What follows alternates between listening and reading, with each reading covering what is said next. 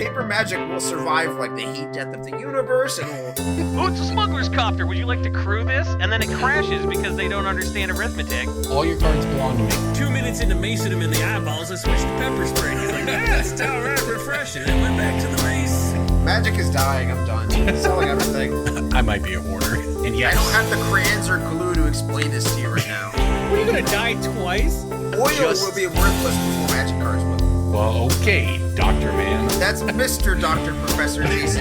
Hello, everybody. Welcome back to Brainstorm Brewery. I'm Corbin Hostler, joined as always by my co-host Jason Alt, DJ Johnson, and our sometimes co-host along this week is Cass. Welcome to the show, everybody. How has life been for the three of you?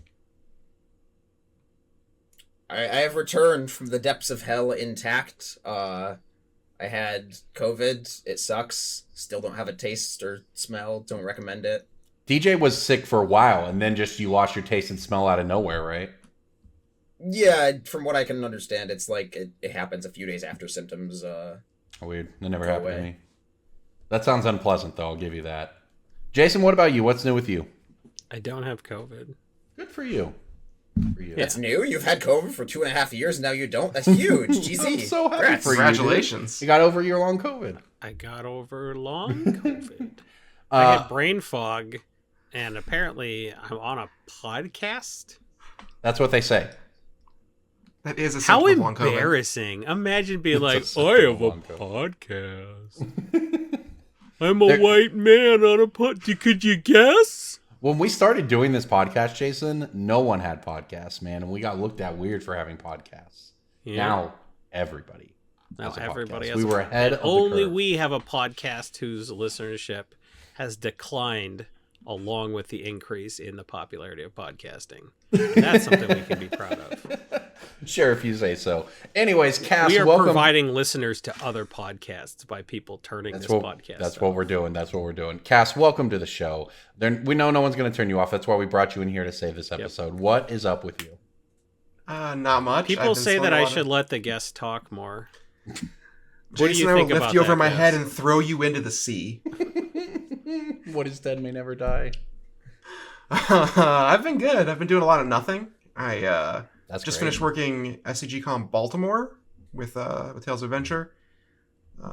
Magic cards are still fun to buy, it turns out. So I've doing been this. buying Magic cards myself. Not only have I been buying cards people are selling me, I just had a package from TOA arrive, as a matter of fact, because I am finally pulling the trigger based on my Vidalian Hexcatcher Merfolk preview card that I got to put out last week. I'm finally updating my Merfolk deck for Modern, so I have to get all of the fancy versions of the new stuff. So I've had some mail days over the past week. It's been fun. It's been a minute since I bought Magic cards. I'm building Just to- 8 just to buy. Street Fighter decks. How many? 8. 8 Street Fighter decks. I'm building all of the Street Fighter decks, yeah. And then you can have Is like it a really Street a- Fighter tournament. Yeah, you play them against each other. Yeah. Yeah, it'd be pretty is it good. really a mail day if you didn't post it on Twitter? Exactly. It's true. Every day is mail day when you're a male. Yeah, I made sure to Sigma post mine to Twitter mindset. because I'm with you. That is it doesn't count unless you show it off. Although I found out, this is news to people listening. I bought 2 full art foiled Dockside Extortionists, box toppers, whatever they were. The fancy ones, right? Because I had a new deck I wanted to put one in, and I wanted to upgrade one in an older deck. And then we had some information come out today. They've been adding some people to the Commander Advisory Group. The Rules Committee also announced that Dockside Extortionists, the 2-mana red, Stoneforge Mystic Dark Confidant Tarmogoyf Cycle of Broken 2-drops, maybe getting the axe in Commander in the future. It's on the watch list, or however you want. I don't know if there's official terminology, but they have their eye on it. So its time could be coming soon. TM.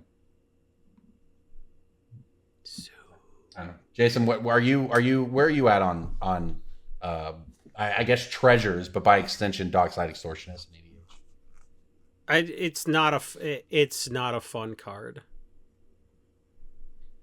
Just I mean, when it gets treasures just introduced come into in the tapped, game, it's right? just like, Yeah. well, either Yeah. you're going to win right now or you're going to win later.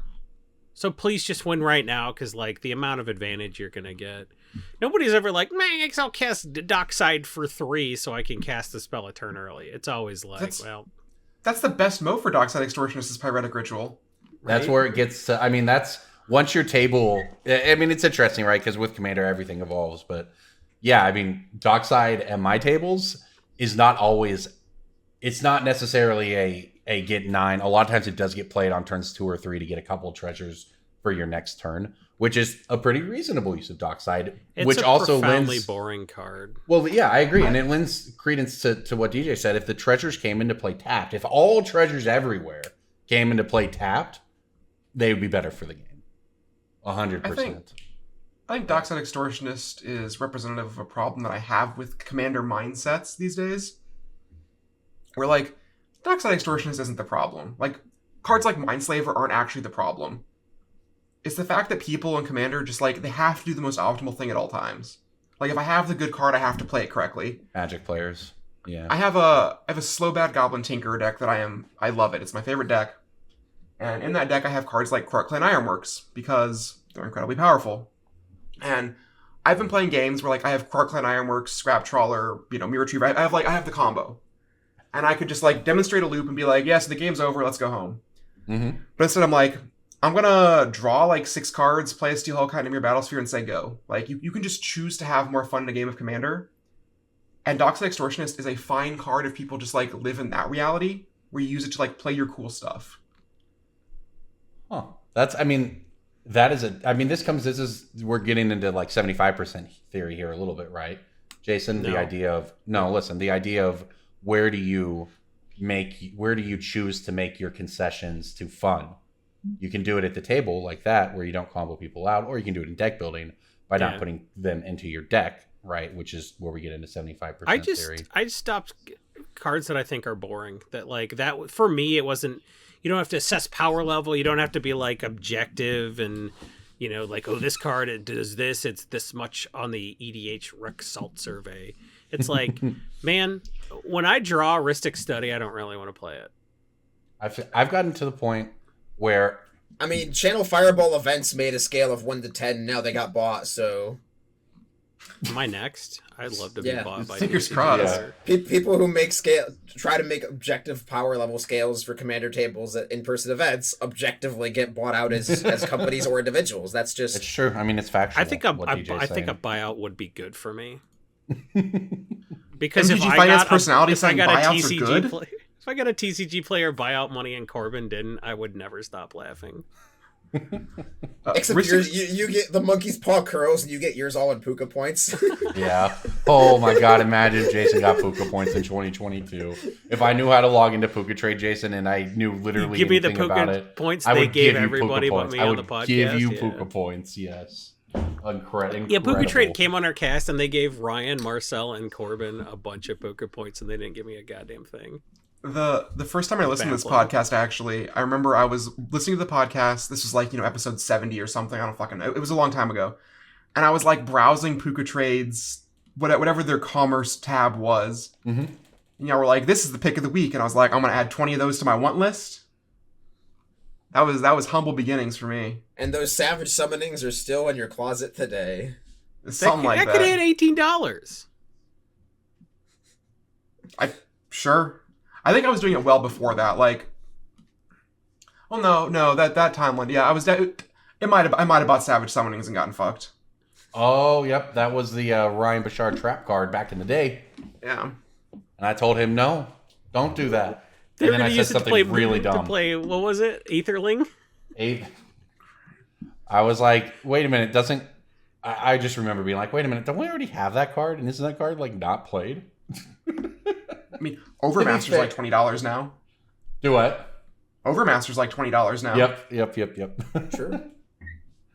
Love it. All right, well, we're going to talk about Dominaria United tonight. We've got, we had some interesting Commander discussions before the cast. I think we'll try to get to after that. But first, before we go any further, 2 things have to happen. And the first one is that we have to thank our sponsor, MTG Stocks, for sponsoring this show, of course, being the most incredible Magic finance resource on the planet. And I have to say, a pretty good Twitter follow if you are looking for some entertainment on the Bird app these days. Go check out MTG Stocks there. I'm not going to spoil anything. Don't want to alienate half of our listeners or anything like that. But it was enjoyable. Go check out MTG Stocks. Go check out the premium side of the site. It allows you to set alerts. It allows you to follow sealed inventory trackings. And it gives you anything you want to do. mtgstocks.com. And now it is time for Breaking Bulk. And I'm going to start one off that's here. verbatim the ad copy they sent us? Yeah, they said they're a good follow on Twitter. And I said, you know what? I can work with that. Word for he was reading all of that. Breaking Bulk time. Breaking Bulk time. Break. Oh, yeah, Breaking Bulk. There's so much good stuff. It's a pick. Breaking Bulk. The end. I don't think you'd alienate half your viewer base. Just 40%. 40%? That would be impressive. Well, it depends on how our base is gerrymandered. That's a wild card. Good point. But before we do any of that, let's just start things off nice and easy. Breaking Bulk time. I've got Onslaught a softball. Black Uncommon, go. I've got a softball No, I lined yelled up for you Corbin, all. I yelled mine louder. Onslaught Black on is it Chainer's Edict? No, That's that is Odyssey block. What is Onslaught? Oh, Onslaught's the table. Black Sure. Uncommon. Is it a That was a zombie? spider. it's technically a morph. Looks like a table. It's a spider. It's a spider for sure. Is it a spider? It's got a flat top. What have you seen a flat spider? It's like a cave drawing of a spider. It's like an artist's recreation. It's abstract. It's Dadaism. I'm very confused. What? It's technically a morph because on the card Break Open it shows like a shell being cracked and it's like a little spider looking thing and it's what the morphs are. Black but, Uncommon. Is it yeah. Chain of No. Smog. Smog? Chain of Smog, the- baby. Is it the cleric lord thing? Like the cleric uncommon? Nope. Is it a zombie? Nope. It is not a creature. Have I? Oh.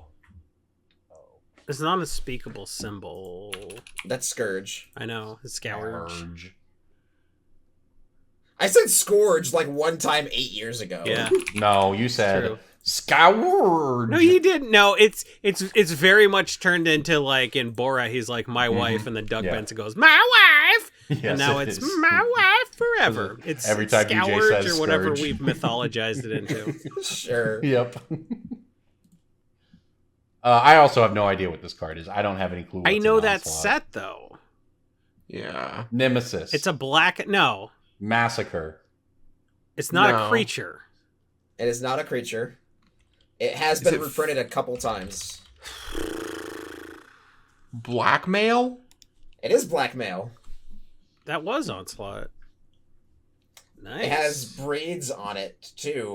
Dominaria creature that is not getting... the 8th edition art or whatever. Blackmail No, was but blackmail, 1 mana black sorcery. Target player reveals 3 cards from his or her hand, and you choose one of them. That player discards that card. Yeah, this card actually used to be like $3. It used to be a major pick, yeah. It used to be a lot more expensive, even though I don't even know why it was $3. I just know I used to buy list them out. Well, for yeah, $8. it looks like I'm looking at the graph here on MTG Stocks. It looks like it spiked between 2014 and 2015. So I wonder, like, and it was a spike. So that almost like to me that around Cons block it looks like Waste Not? is what I'm sorry. Waste Not came out around then? Could be. Maybe it could also have been like look mid 2014 people played Legacy. You know, Legacy actually mattered and affected things. So for all we know, it showed up in a blue-black deck or something, right? Oh, it would have been that. It would have been that like junk. Around that time, it would have been like the Black Maverick deck. Anyways, we were I don't know. running I'm just throwing out like clearly yeah, something. There's a lot of was other probably discard better. spells, but I mean, Yeah. the point is that blackmail is not entirely worthless now. It did crash all the way down to like sub $1, but you can still get quarters for these every now and again. It's still like a card that you should be picking out of bulk, probably. Yep, seems reasonable. All right, I've got one for you here that this is not a gotcha. It's not a trick or question anything. This is for the listeners. Do you know what the most expensive basic land is in Theros Beyond Death?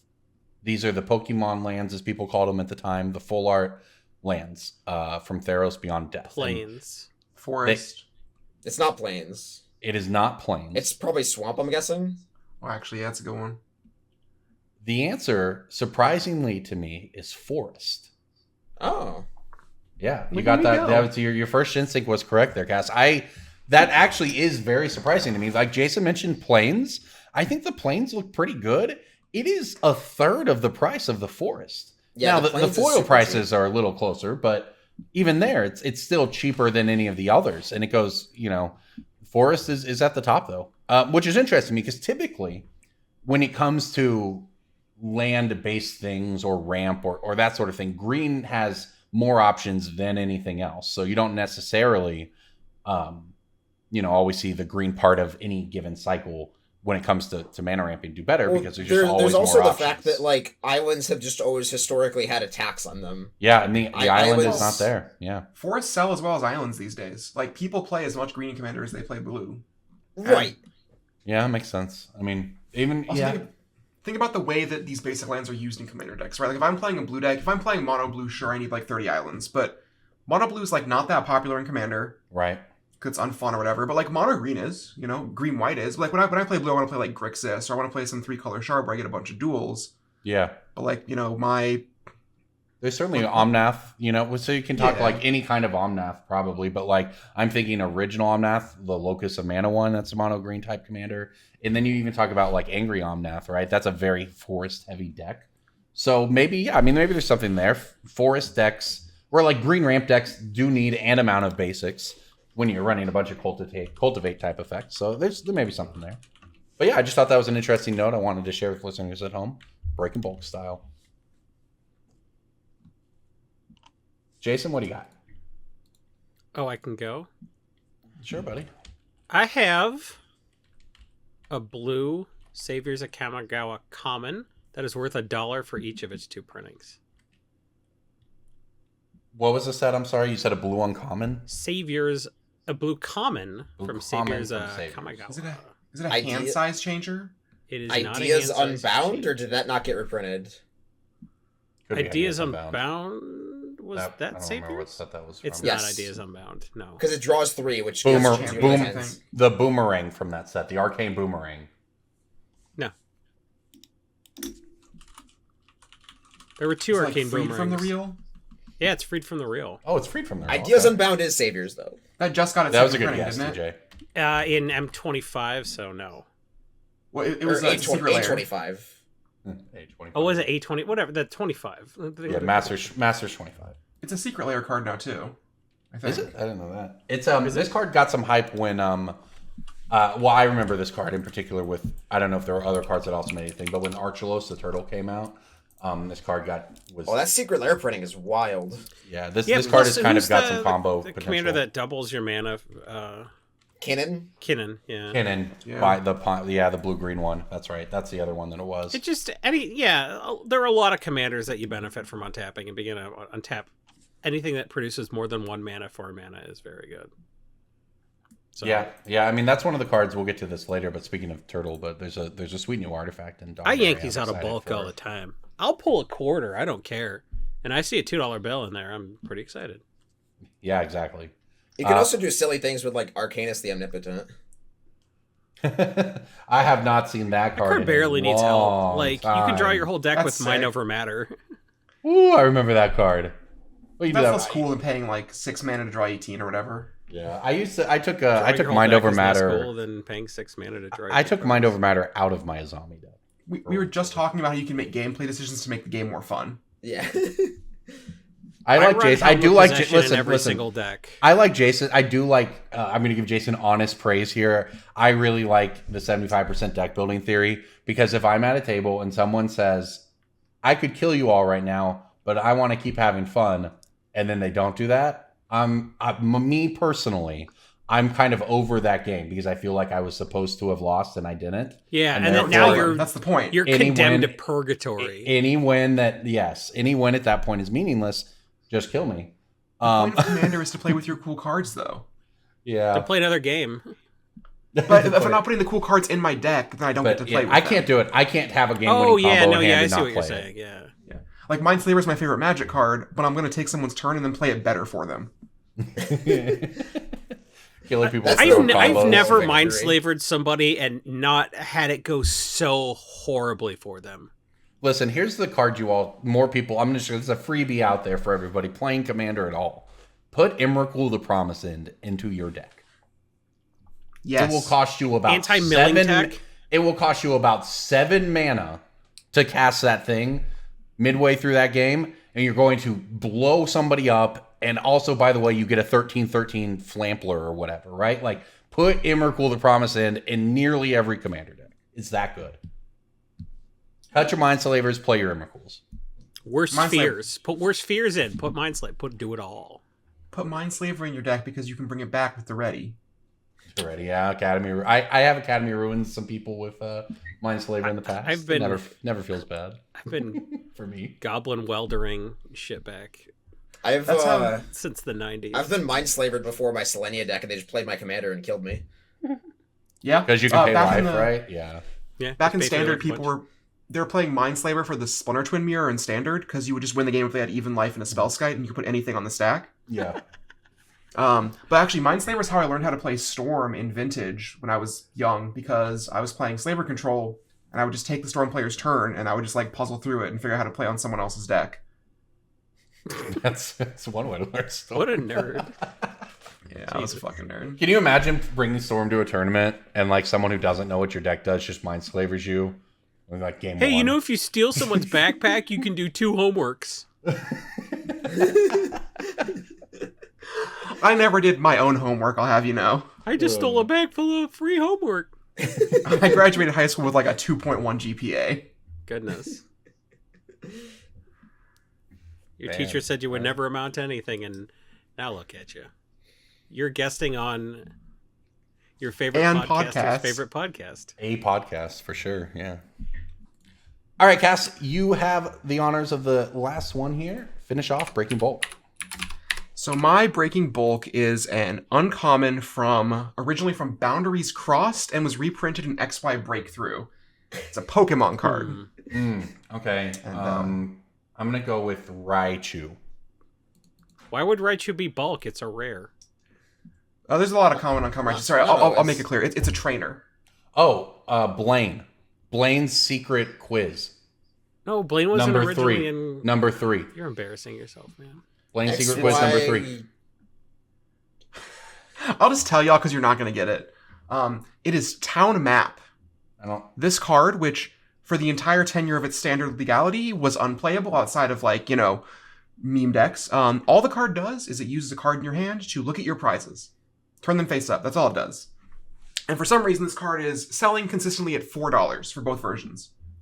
Okay. And it serves to prove a greater principle about Pokemon Bulk right now, and it's that Pokemon community just invented and the Pokemon Company just endorsed what is effectively Pokemon Commander.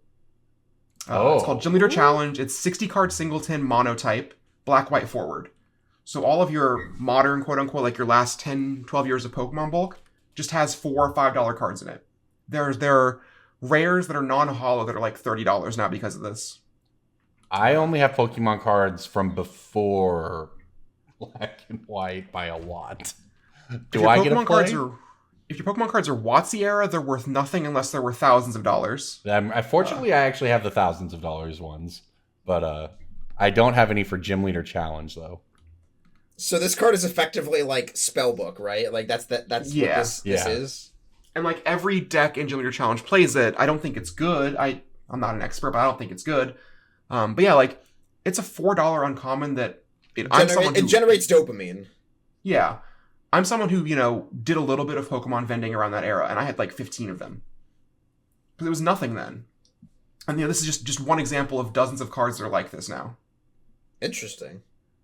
Pokemon's always been, you know, just like great bulk, right? And yeah. Pokemon bulk itself has always been more valuable than, I don't know, most other games bulk, right? Just people love it. And I mean, on that note, we talked about this before the cast. A buddy of mine you mentioned WotC era cards. I have an entire set of base Jungle Fossil, which were the first 3 sets released in America, and all of ours are destroyed and scratched up. So, you know, the value is probably, it is whatever it is because they're torn up. But what we did is we framed them up, and we're almost done with it now. We had to put something in the middle to kind of set it off, right? Go with the little plaques we put up. And so we were like, oh, let's put sealed packs. That makes sense, right? If we want a sealed Pokemon pack for base set to go with the bed, that's perfect. And then we looked up the prices of an unopened base set, fossil set, jungle set packs, and it was way more than we were willing to spend. And then I told Cass about it before the cast, and I found out it turns out that's actually cheaper than they used to be, because what we ended up doing was buying, and I've never done this before, and I hope to never have to do it again. We bought opened Pokemon packs, and it costs us more than $100 to do so. How about that?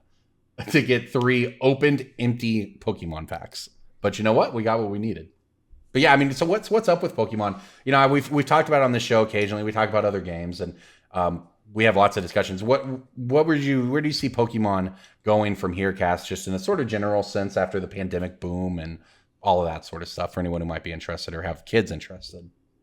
So, from like an investment standpoint, so to speak, I think we're kind of past the first wave of the Logan Paul crypto investment boom for Pokemon. Yeah.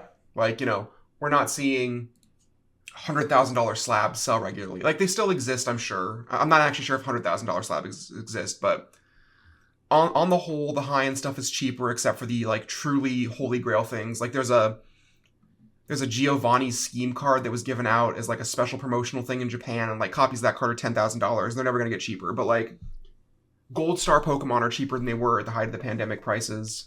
You know, fossil packs, DJ mentioned they might be like worth around $100. They were like at $300 at one point. And I think a lot of it is the money that was being put into Pokemon to manipulate it as a market is now being put into sports cards, because crypto people have to put their money somewhere. And there's less crypto money than ever being put somewhere. And also they just realized sports cards were better. Well, we've seen it make the rounds. If we, you know, there was the run on duels at some point, whatever run on duels we're talking about, that coincided with a big crypto run. A lot of that certainly had a lot of people thinking that crypto money is getting put into duels, and well, I mean, what would you rather have, a Trop or Slurp Juice? Personally, I'd rather have the Slurp Juice, because with the knowledge you get from the Slurp Juice, you could buy any number of Trops. And when it's also... set. I did a little memeing on the last round of crypto. Did you know that it is possible for 3 adults to spend $1,500 on crypto, and however, what are we, a year later now, have $37 left? That's what we did. You spent $1,500? I spent $500. Okay. And now you have $12 and some change. I know a dude in real life who is a Dogecoin millionaire, like multi-millionaire. You only have to get lucky once, fam. Oh. What do you even do with millions of Dogecoin monies? You sell it at its peak and have a bunch of cash. Then you have a bunch of tropicals, you know. I would blow all the money, though. Yes, you would. I wouldn't tell my wife I had millions of dollars and I would just blow all of it. Yeah, I mean, look, but I don't feel bad about it because I have crypto. I made money on the first round of crypto. Honey, is that another Avengers poster in the basement? I made some money on crypto the first time around, and then now it's like locked in Europe because I can't access it from the United States anymore. So it's just all a meme. But don't buy SafeMoon. How about that, family? Or wait, I'm sorry. Let me channel my inner limited resources here. Go buy crypto. Wait, are we sponsored by Channel Fireball again? Speaking of all of that, there's a good tie in there. Have you all heard about the Rolex market? Like the used modern Rolex market? I am aware that there is a massive amount of interest and things in watches that I did not know about. That I know solely mentioned limited resources. I know a little bit about it because I know Ed, but go on. Yeah, we mentioned limited resources. I know an amount through Marshall. He does a ton of it. So go ahead. Yeah. So the thing about watches is they're cool when they're old. Yeah. And in my opinion, they're way less cool when they're new. But that's beside the point. So there is a huge influx on the market of like Rolexes produced in the last couple years that are now being sold secondhand because they had to either be returned or sold back because so many crypto people lost their ass and had to sell them. Whew. Like there are local jewelry stores at malls around me that have signs that say, pre-owned Rolexes for sale. Wow. Because they just bought back so many. Wow. Interesting. So if you want a new Rolex, they're probably cheaper than they've been in a while. Huh. And if you want to go check out some really old watches, go check out, this is a free ad here, Wristwatch Revival on YouTube. You think, those of you know Marshall Have they Sutcliffe given through us Magic? any money? Look, man, I'm gonna give Marshall the shout out. If they're selling wristwatches, they got money to give us. He's not. Don't be shouting people out. He's just free. repairing them. It's Marshall Sutcliffe, and he also a camera and he points it down at an old watch and he repairs an old watch for 45 minutes, and his views have millions. Yeah. His videos have like 2.2 million views on this video from 8 months ago about this watch. Like, there is this massive thing, and I don't know. It's just huge. I learned all about this because Marshall's got a big, interest in these watches, and he's always told me about it. And he's always talked about doing this, and then he, during the pandemic, was like, well, I'm going to do it. And now look at this. It's crazy. Yeah. So go Rolexes, I guess. No matter what you think about anything involving, him and or whatever, but that his videos are legitimately incredible. Mm-hmm. Like, they're very soothing. They're like practically just watch fixing ASMR. And he's got the damn voice for it. Like, he really does. We talked about, he got the idea years ago. He watched some other guy, and I don't even remember what that guy did. But it was sort of the same thing where it was a dude who didn't even know how to use social media or whatever. But the guy was just making videos of him fixing old shit. And Marshall was like, I just love it. It's just so relaxing. Blah, everything you just said. Yeah, I guess the model worked because there you go. Yeah. All right, that's enough about watches, though. Let's talk about Dominaria United, which is an abruptest transition you're going to get. And that's what we're here for. Look, Liliana the Veil reprinted, Phyrexian's back, blah, blah, blah. We went through the Mark Rosewater teaser a few weeks ago. I don't know. First impressions, Dominaria United, go. Cass, what do you think? So I haven't looked at that much of the set. I've kind of, picked and choose the cards I think are going to be good in Cube. Mm-hmm. I think the set has like a bunch of really cool designs that draw from the most fun things in Magic's history. And it's got a bunch of cards that have too much text on them, but that's my problem with every set. But like, this set has all of the things I love about Dominaria, the more recent one. Mm-hmm. And it also has all the things I loved about like Urza's block and Invasion block. It's a slam dunk for me. I'm not far off that myself. I mean, I loved Dominaria the first time around, and by that I mean I was never around for any of these old sets, right? So I mean, when they released the set Dominaria in 2018 or 2019 or whatever it was, but between the creature types, the lords, I feel good about the way they've done Phyrexian, and honestly, I like that cards don't seem broken on the surface. We talk about that. I mean, it's kind of weird that that's a thing that I look at when I look at sets, but I think interesting designs that make me go, oh, that's cool, are a hell of a lot better content, product, everything than a card that I go, oh, well, that number is really big, and therefore it's going to attack for a lot of damage. And when it comes to that, you're right. This set has nailed it with all the, certainly enough words to go around, but a lot of really cool stuff, a lot of cool, flavorful stuff. We've got the new twist on sagas. It's kind of bonkers that Vesuvan Duplimancy is pre-selling for like $10, and that garbage blue zombie Parallel Lives, whose name I can't even remember, was like $50. Everybody's like just really bad at assessing cards. Bootlegger Stash also pre-sell for like $30. Yeah. Yes. Wow, I remember that one. So like, I don't think I know Magic better than groupthink, right? Like, the wisdom of the crowds is always going to be wiser than me. So when I'm like so far outside of what everybody else is thinking, I just second guess myself. Like, I didn't buy Looter Scooter because I thought, oh well, if everybody else thinks this sucks, then like, who am I to say I know better than everyone else? And then it just, I don't have the confidence in my abilities as a speculator to be like, everybody in Magic's wrong but me. And I had that kind of insane energy in like 2012 when I was like, wow, people are really selling Thragtusk for $3 pre-sale. That can't be right. Now I'm like, I can't be right. So I don't know what happened along the way. You had a kid.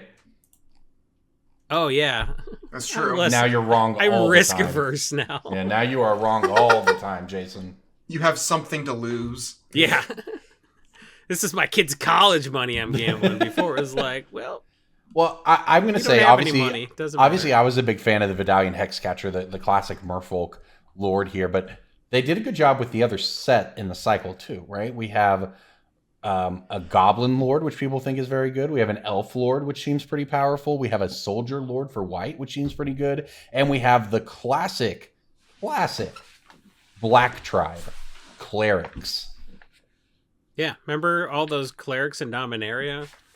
I mean, there were some in the set. but Y'all step off. Clerics are cool. Clerics are cool. They should have given black homerids if they were. Not I'll just say this: I don't have anything against clerics, and I think this card, Shadow Ray Priest, where you can pay 5 mana, sack another cleric, get a black creature card, put it on the battlefield, is just insanely powerful. But that said, I don't know, man. Clerics, elves, merfolk, soldiers, goblins. One of these is not like the other. Yeah, clerics are fine. It's just weird that we're getting them now. I mean, it would be zombies, right? It's like a flavor win though, because like the Cabal was a big thing on Dominaria. It's like the one shout out to that, I think. I agree. Okay, I'll take that. I mean, like, how many other zombie cards? Like, they would have to add other zombie cards to the set if they were going to do a zombie lord, and that just is more like. Or they could add a themed. 41st legendary creature. There are 40 legendary creatures in this set, and there are EDH decks too. So that dude who makes a deck for every commander, is he like okay? No. Have we checked on him recently? Oh my god, he opened an LGS. That's how not okay he is. That's the first sign that someone's unwell. Yeah, it's not the first sign. Canada. It's on the path. Yeah, it's towards the end, really. Canada Cards and Games or something like that. It's CCG. I wish him luck. I genuinely do. Yeah. You know, if he's got money to make every deck, he's got money to like burn $1 million on an LGS. Good for him. So he just retired. He's looking for a project besides making 40 new decks every 2 weeks. Months. Yeah. So like, good for him. Now go to his LGS if you're in wherever his. Where's his LGS? I'm such a bad friend. I'm sorry, Brian. Tennessee. I don't know where your shit is. Just look it up, man. You should be following him on Twitter. You should already know about his LGS because you followed him on Twitter. There you go, exactly, yep. All right, I want to get some opinions. For the common game, right? I want to get some opinions. Yes, I believe that is correct. I want to get some opinions on this card. Leyline Binding. It's a 6 mana flash white enchantment. It has domain. Costs 1 less for each domain. When it leaves the battlefield, it's an O-ring. Exile it until it leaves the battlefield. I've seen insane. I've seen people say it's bad. I've seen people say it's better than you think, and now Jason says it's insane. What do you whose opinion I respect say it's insane, so Triome go. Cards no ring now. It's good logic. Triumph. But I guess my thing is Triumphs in a world of domain it's just so hot to me. Well, it depends it depends what format we're talking about here, and I think Pioneer probably a lot different world here than Modern when it comes to this card. Sure. Yeah, I mean, I don't think paying 2 mana for an O-ring in Modern is good for what it's worth. Flash speed O-ring. This card in Modern has a home, and it's the 5-color domain deck, whatever, with Territorial Kavu and Draco. It does, yeah. And that's like probably the only home for it in Modern, because like, O-ring's not that good anymore. There's just so many things that kill it. Draco deck. I do too. Yeah, but in Pioneer, I think it could definitely be a different story. When it comes to that. Yeah. That was my thought too. Is that it's like a 2 mana O-ring. I'm like, well, O-ring hasn't been good in like. But how good would it have years. To be to maintain $5 as a rare? Also, so like you got to think about that too. Yeah, I'm getting into that. It has to be a multi-deck card for that to happen. Yeah. Well, it could be in Pioneer for what it's worth. We don't. Sure. It could just be in blue-white in Pioneer because they're gonna run triomes and make it cost 2. Like I don't know. I don't want to say no. Already playing Cast Out in that format. Yeah. I say I'm not a Pioneer expert for sure. I'll say this though. I like the moving on to the sagas. They had to do a twist on sagas, and we got read ahead. You can start on any chapter you want. And cool. Going back to Mark Rosewater's teasers that he did, we went through those on the cast a few weeks ago. I'd say we missed some of them, but we did all right on others. But one of them was a blue card that destroyed all creatures, and we were trying to figure out what that was. And I remember us thinking that would be something like a mass polymorph type thing, where they get 2/2s or something. But instead, it's the phasing of Zhalfir. It's a 4 mana enchantment saga. Chapter 1 and 2. Another target non-land permanent phases out. We'll phase back in when the phasing of Zhalfir goes away. Chapter 3 is destroy all creatures. Its controller gets a 2/2 black Phyrexian. But what's actually just interesting to me about this card is that you can actually play this as a 4 mana Wrath. I did not think that was going to be the case. Whatever the blue card did, and I mean, we got the mechanic on it sort of correct.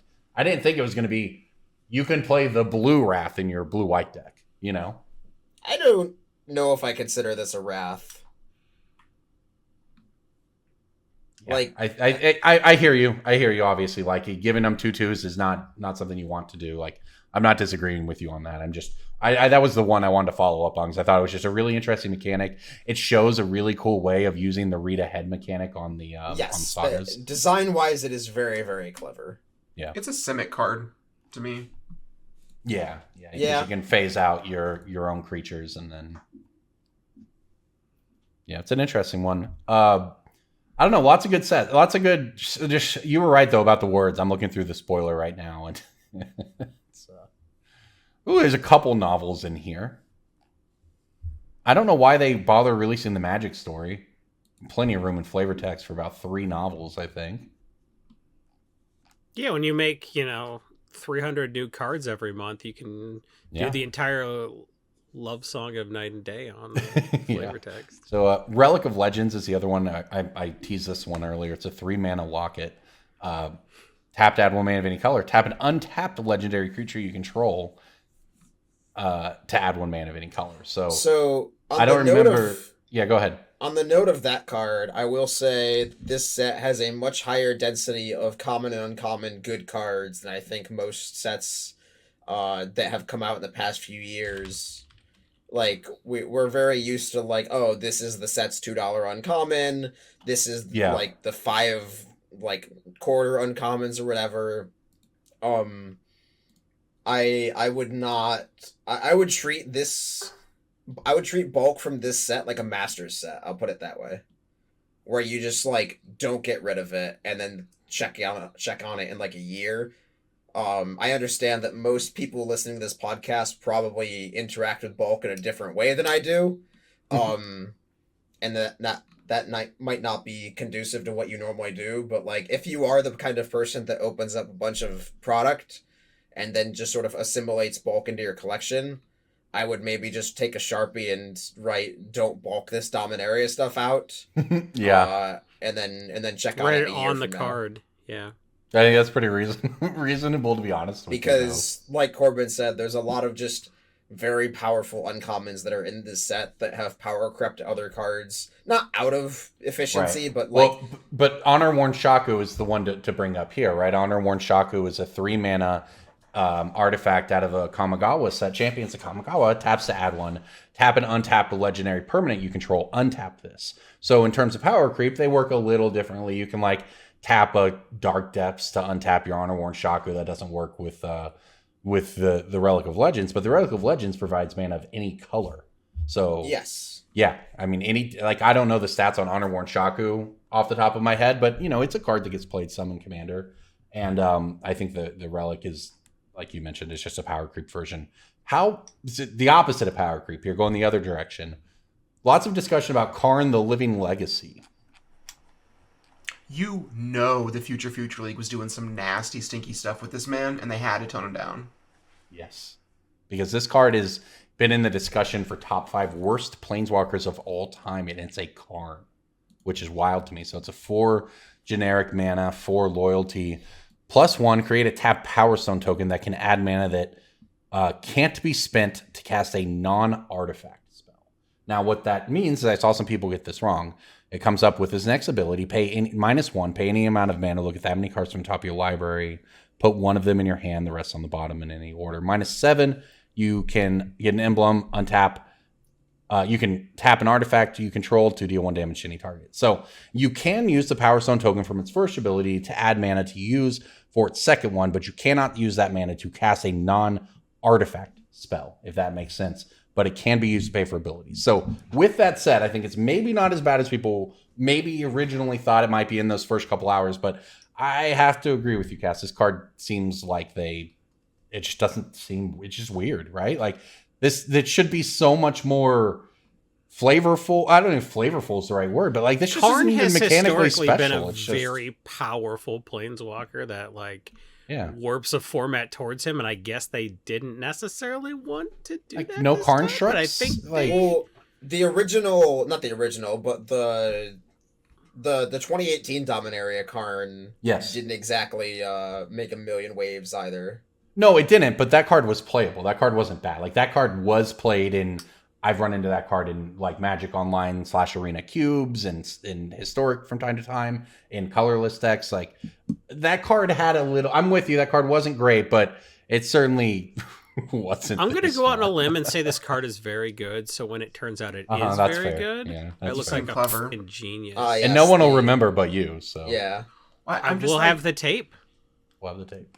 I'm just envisioning the like internal WotC email from like Play Design to Aaron Forsyth or something, where it's like, so we were testing today, and the Karn Urza Mishra combo deck rep like a 90% win rate. I think we should reduce 2 loyalty off Karn. Yeah. Maybe make Urza an 0-3 instead.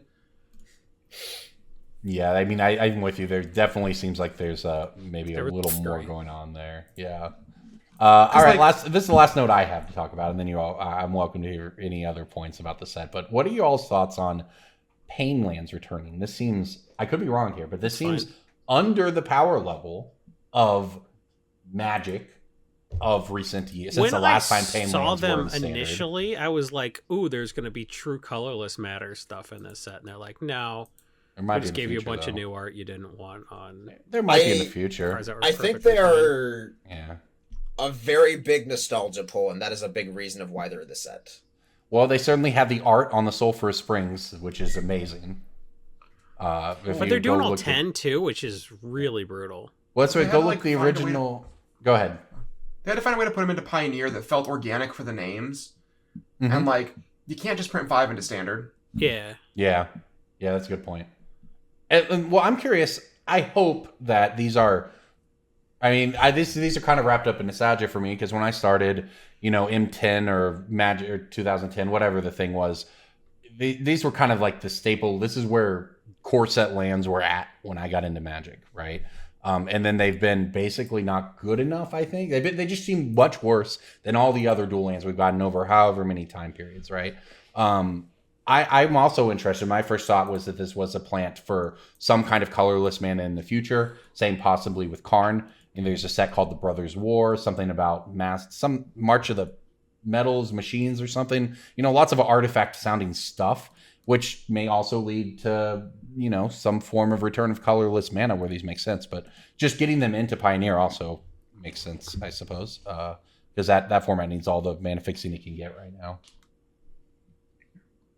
I think that they are, like I said, I think it's a big nostalgia pull. I think that's a huge reason of why these are. Obviously, they work for several different reasons: standard mana fixing, Pioneer, etc. Yeah. But like the recapturing of a player who hasn't touched the game in 18 years is a big reason of why these are in the set. And like, Yeah, makes sense. hey, I remember that land. Oh, those are still good now. Like, it's very much like the Pokemon Go bringing back Gen 1 Yeah. kind of like vibe that these are going for. Well, Also, and That's a good can I thing. be- Like, don't get me wrong. yeah, for Can sure. I be controversial and say that giving us another like Port Town cycle, you don't have to do a rare dual land cycle that's brand new every god set. Just give us a reprint. Pick a good one. Give us the bicycling lands in 2 years. You don't have to reinvent the wheel constantly. Agreed Like, on there's that one. Yeah. My EDH mana bases are just cards I have. I don't even read these dual. I read them the first time I lay them on the mat. I'm like, oh, that always comes into play tap. Oh, that sucks. Like, kind of where I'm at, there's just too. so many cycles. Who give Yeah. just Well, it's good. keep right? it simple. That's good. Give us 10. That's 10 cards. You started out the set with 10 cards. I You're like done. that. I like that Commander, especially with sort of a casual Commander sort of vibe, but not necessarily. You're playing at your store, you're playing on Saturdays with people, whatever, right? There are so many cycles of lands in Magic that you can make a Commander land base that costs basically $0 or one that costs $1,000. And yes, there will be a difference in the gameplay, but not usually that big of one. I mean, Play like the game, water most of them are graves just in your like legacy decks and shut up. You see that trophy right there? We do. I won that playing Watery Graves in Legacy. Hell yeah. Death Shadow or Yeah. just cause, yeah. Love it. Yeah. So yeah, I think that's cool. I had bought a Grixis deck from someone recently, and I was just looking through and updating, and I realized that they only had like one fetch land in it, and I was like, well, why is there only one? And I realized that and then so I started digging a little deeper. Like it was a very functional, strong 3-color mana base. It just wasn't a fetch land, shock land, dual land mana base, you know? So that was kind of neat that there's so many options available in Commander. You can pick and choose, a couple from each cycle over the past 10 years. Just put the you have on your desk in your deck. Like, what's wrong with that? Like, everyone gives me a hard time for yada-ing my mana base when I, like, do an article, but I'm like, that's how I do that in real life. There's the 10 lands that matter, and then there's, like, I have, like, 8 of each basic, and then there's lands left over. You put a port town in there or whatever, right? Like, well, this is why I like it, because we do have different approaches to this. I take into account, when I build decks, like, every single land that I want to put in there, and I never want more than, like, outside of a couple decks or whatever. Like, if I build a 3-color deck, I want, like, 6 to 7 basics, and that's it. But that's why I think it's cool, because I play a lot of expensive cards for lands that you just don't need in Commander. Yeah. Basics are fine in Commander. And if you don't want basics, you just play. Look, there's so many. There's uncommon 3-color duels. There's infinite 2-color duels you can play that cost $0. There's panorama type stuff if you really just don't want tap lands. Like, there's just truly a lot you can do. It just happens at a different price level for everybody, or like you said, what they have on their desk. All right. Well, anything else from Dominaria we want to touch on before we head to the next section? Before we never do a set review and never talk about this set Well, again? look, pre-release is this weekend. Maybe we'll have some experiences coming back next week. But I just wanted to open up the floor if anyone else wants to highlight anything in the set. Listen, don't listen to me, because I'm going to say, and then people are going to be like, didn't you buy cases of collector boosters of this set? And yeah, I did. I said I was never going to do it again after Kamigawa, and then I did. So I'm going to get those. I'm going to sit on the boxes because they have the potential for Legends cards, and then, like, 5 years, it's like, oh, it's one of those URLs, UPCs, whatever. URL. Scan the QR code. It's one of those UPCs that it's potentially got a glyph of destruction in there. You better buy those. I bought some. I fully bought into the gimmick. I love it. I'm just gonna show up to my pre-release with, like, a dead mint English Tabernacle in my pocket, open my first pack, and, like, lose my mind. Oh, it'd be so funny. I have a dead mint English Tabernacle, like, right there. The only thing that'd be better is if it was a beat Tabernacle, right? Well, it's got to be pack fresh, right? I'll do it with a slab. No, you can just get to open it, and then Wizards for giving you. Yeah, because didn't Wizards just, like, buy stuff on the secondary market? Oh no, the Legend stuff they. No, this is the story is that they found a warehouse, and this is, I believe, that's true story. I do believe that they found a warehouse with a bunch of old pallets of every Wizards employee last year got a revised starter for a bonus, and you think that, like. You think that they went out and bought those? No, like for the missed hidden treasures or whatever, they actually did buy them on the secondary market. Right. For the Zendikar one, yes. Yeah, the first that was with, like, 2008 prices or whatever. Yeah. But yeah, I'm gonna just post, like, a YouTube thumbnail with me, like, doing, like, a PogChamp face at this, like, 8/5 and, like, booster pack cards around it, like. Yes, and then you have to pull it out. You have to open it out of a pack in the slab. DJ, you make the perfect soy jack face. I'm very good. I know. What does that mean? It's the YouTube those thumbnail face. Yeah, you know those memes where it's like a stencil drawing of somebody kind of making stupid faces. Okay. They're called maybe Wojaks, which is like. I think it started out as, like, incel memes. Everything started out as incel memes these days. And, like, a soy jack is, like, something that a soy boy would post for a Wojak, I think. Of course. Whatever all of those words mean. Yeah. I don't even need to practice. It's natural talent, to be honest. Great for that. Jesus Christ. All right, speaking of natural talent, though, it is time for our picks of the week. Pick of the week. Pick of the week. Pick of the week. Time for the pick of the week. Where the true talent always comes through, and that is why I'm starting things off by saying Nyx Lotus. I'm on a big Theros Beyond Death kick tonight, but Nyx Lotus is starting to climb. It bottomed out at around 250. There is a full art version available for about $7, but the version, just the base version, has gone from about 3 to about 4. It's been lower, and it's starting to climb up a little bit, and I don't know. I feel like It has the word Lotus on it, and it adds a lot of mana when you have a lot of devotion. Sure. Yeah. Perfect. No disagreements means it was an No incredible qualms. pick. I mean, Next up. you did it. Nailed it. I got Elvish Reclaimer. Okay.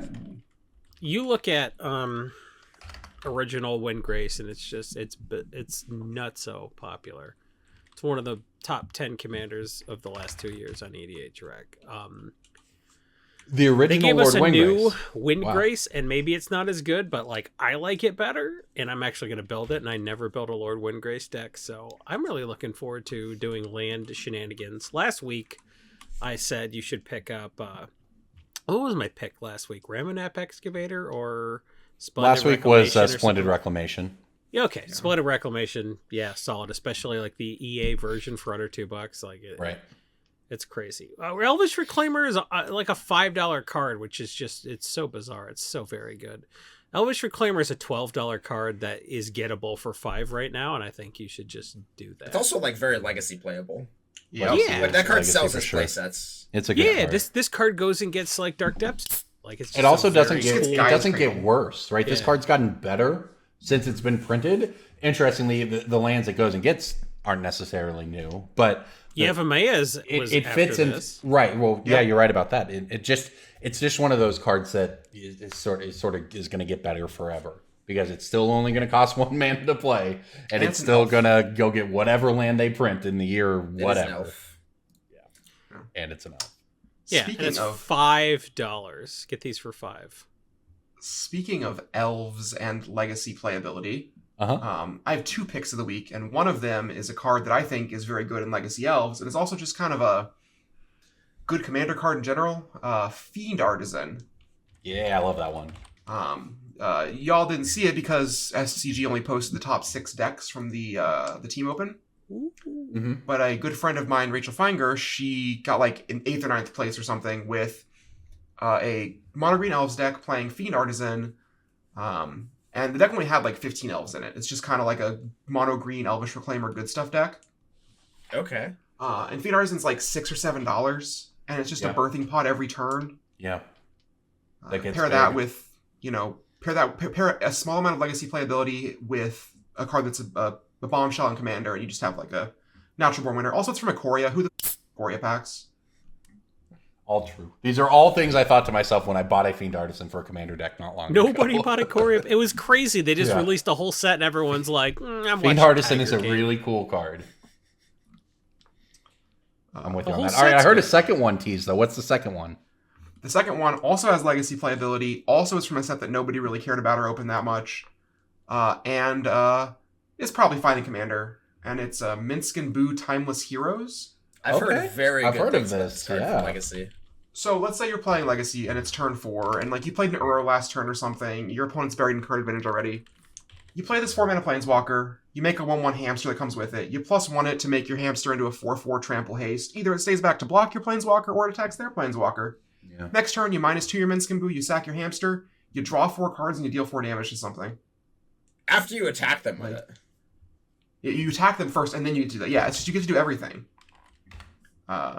Card's very good, and like Baldur's Gate kind of was opened for 2 weeks. Double Masters Yeah. 2022 came out like right afterwards, so Yeah. it's Yeah, also, I'm I think- refamiliarizing myself here with this hero because I'd also heard good things about it. This hero? Sorry, Is that Ron. what you said? Rob, that's Flesh and Blood. Yeah, I think so. Maybe it's Flesh and Blood talk. Well, they're the timeless heroes. Corbin's like, let me read this Dota 2 card real quick. Yeah, no, Timeless Heroes is probably Now, what it Corbin's is. been real deep in Fabric.gg stuff. That's like, hasn't come up for air in weeks. Just working on the wrong card game. Or the right one. We depending have on put a lot of work whether it's into Fab. 2024 when you're having this conversation or not. Well, you should have seen the rabbit hole I went down trying to get deck lists from Europe at the Pro Tour there. It was many emails with many different people for them to Did go. they call everything Levia midrange? No, and, they just said we're not. It this eventually ended midrange, with that we don't. midrange like you did when you were naming decks. That's No, easy it to ended. It ended with we don't know if we can help you, and it's I'm just gonna have to go through LSS like I always was. Mon Dieu. All right, DJ, wrap So- it up. We were talking a bit before the cast about the Commander environment in Japan, We were, yeah. and my pick is kind of based on that, as well as the fact that the yen is very, very weak, and this card just has always sold very, very well in the U.S. and Japan, and it dipped a bit, and it's Yuriko the Tiger's Shadow. Yeah. You can get this for like $7 or $8 right now. And for context, like normally like Commander cards, the Japanese version is like much cheaper. The Japanese version of Yuriko the Tiger Shadow is 5,000 yen, which is like $38. yeah. I was gonna say it's like a lot more than the $8 or $9 that this card is in English. But you can get like English copies overseas for like 11 or 12.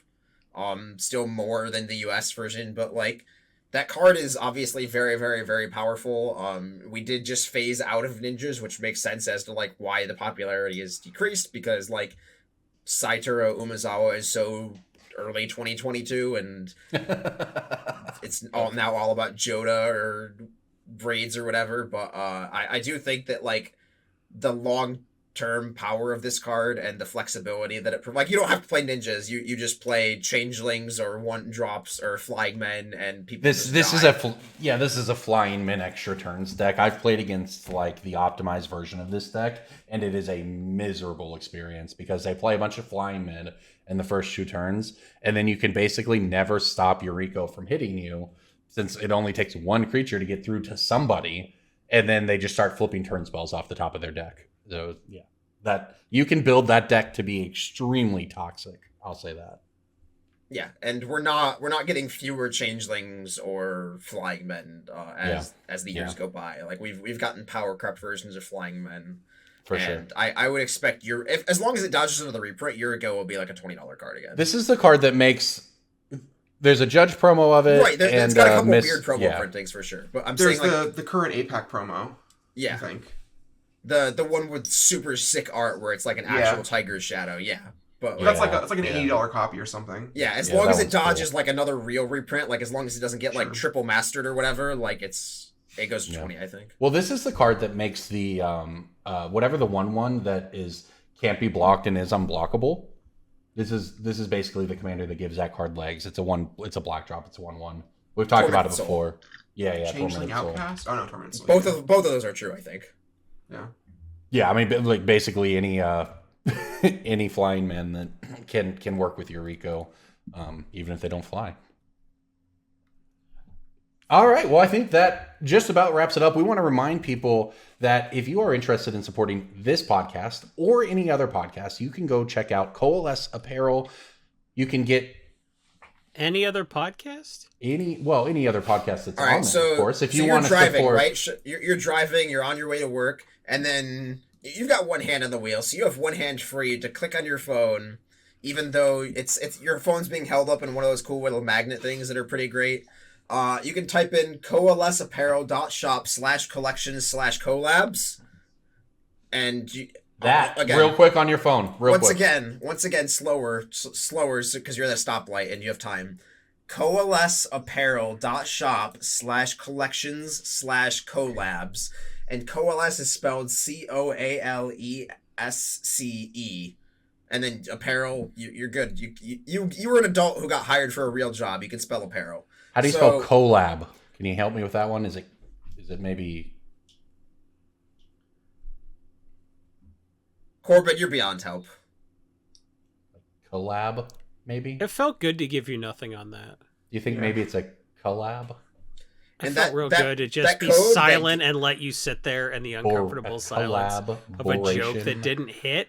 And that's what I needed. It's okay. It's all right. I needed to let that happen to you. Listeners are there for me. That 10% gift code, it works on the Casual Magic stickers. It works on the Brainstorm Brewery hoodie.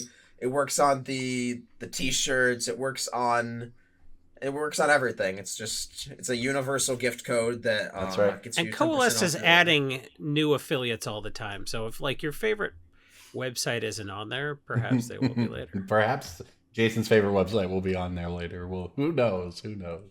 I have and also, of course, last but not least, you can go to patreon.com/BSB. Jason will tell you that for as little as 20 or 25 cents an episode, you can get into our Discord, support this podcast, help make all of this possible. And our Discord has not changed prices in the 4 or 5 years it's been alive. We haven't gone through Discordflation yet. It's still the same price. No matter what, we're not changing that number. We're gonna Costco hot dog our Discord price.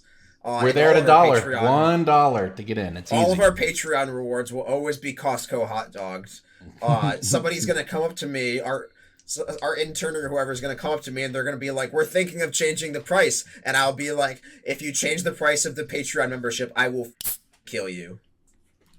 That's right. It's true. Figure it out. Figure it out. Not to be confused with the show on Nickelodeon. FIGGR it out. Yeah, there you go. Well, thank you everybody for listening. Cass, thank you again, as always, for coming on. I've actually lost track of. We should have, 500 episodes ago, started keeping track of which guests were on which episode. It would be so fun to be able to read you that list right now. But I can't do that, so I'll just say thank you for coming on and ask where people can find you across the internet. You can find me on Twitter at DevotedDruid or on Twitter at CrabRangDisgoon if you want to see me say more unhinged things. And don't find me anywhere else. I don't know you, and that's weird. Perfect answer right there. Well, everybody, thank you so much for listening to Brainstorm Brewery. We'll see you next week.